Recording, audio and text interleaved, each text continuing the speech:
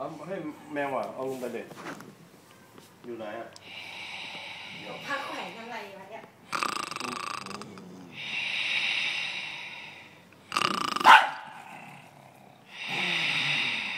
นี่อะไรถ่ายวิดีโอ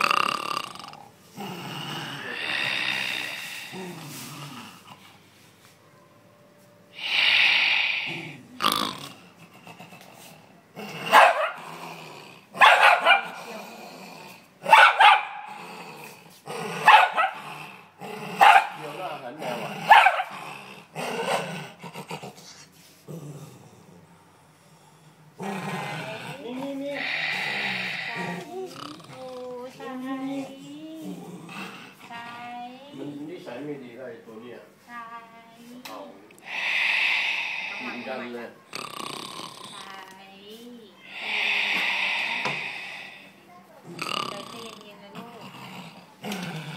ไม่เอา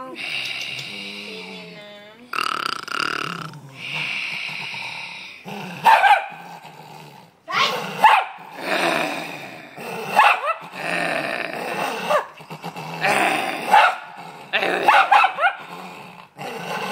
ใช้ดาลี่แล้วแบบฟันสวยจังเลย